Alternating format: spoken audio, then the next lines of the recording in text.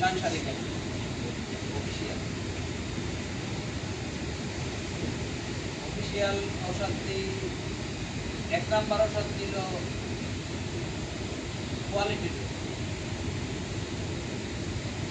কোয়ালিটির এমন একটা পর্যায়ে গেছে এই কোম্পানির, কোনো বায়ার আমাদের অর্ডার দিচ্ছে নাম্বার 1। নাম্বার 2 হইল আমরা এই টেকনিক্যাল ম্যানেজারদের সাথে করে নিয়ে আসছি এই জন্য যে কোনো ডেভেলপমেন্ট পাইনি।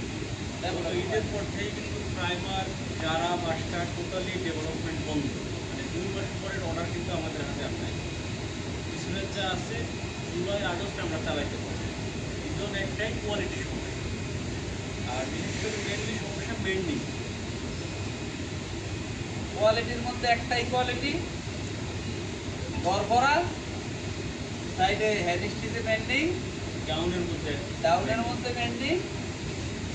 বেন্ডিং ছাড়া, আর 2 সাইড ড্যাশ হইল সিলিং। এক সিলিং যদি মেজারমেন্ট 10 cm হয়, আর এক সিলিংয়ের মেজারমেন্ট 15 cm। নিচতলায় আমি ওয়ার্কারদের সাথে, অপারেটরদের সাথে, সুপারভাইজারদের সাথে, পিএমওর সাথে কথা বলে, আপনারা জানেন হয়তো প্রত্যেক শনিবারে আমাদের একটা সাপ্তাহিক মিটিং, 2টা 2:30টাতে 5টা, কালকেরটা হচ্ছে 6টা, 6টা। এই মিটিংয়ে শুধু ইনচার্জরা আর পিএমরা থাকে, সুপারভাইজার, অপারেটরের সাথে। এনের যে কথাগুলো হয়েছে, এই কথাগুলো পুরোপুরি আমার নেগেটিভ। আমার নেগেটিভ সাইড কেমন? শুধু মিটিংয়ের কোয়ালিটি খারাপ। যেহেতু মিটিংয়ের দায়িত্বে আমি আছি, জিনিসটা আমার উপরে বর্তায় নাকি? আমার উপরে যদি একটা কোম্পানির জন্য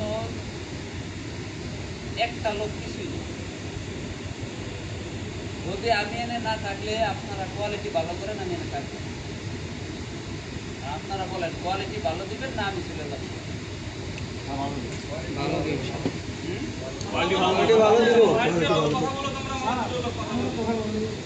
তোমরা পরে বলো, আমি তোমাদের মতো আগে আমি শেষ। যদি তোমরা মনে করো যে কোয়ালিটি ভালো দিবা, তাহলে আমার চাকরি না করে দিত না, কিন্তু আমি কোনো সময় যে কোনো জায়গায় চাকরির আগে আমি এক জায়গায় ব্যবসা করতাম, আমার নিজের অস্তিত্ব ডিলিট করে আমি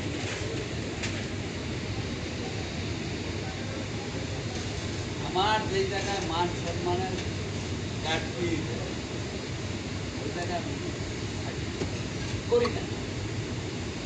এটা হলো আমার একবারে মনে করতে পারো একঘেয়েমি।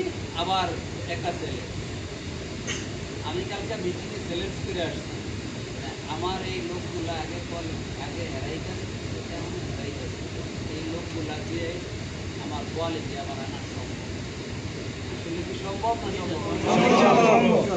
যদি সম্ভব হয় তাহলে আমার চ্যালেঞ্জটা যেন ঠিক থাকে, আপনারা এইভাবে কাজ করবেন। আপনাদের সুবিধা অসুবিধার কথা আমি আগে একটু বলে দিচ্ছি। কথা আপনাদের অনেক আছে, যদি কথা বলেন, কথা শুনি, আর আমি কাউন্টার দিই, আপনারা কাউন্টার দেন, তাহলে সারা দিনে 24 ঘন্টা শেষ হবে।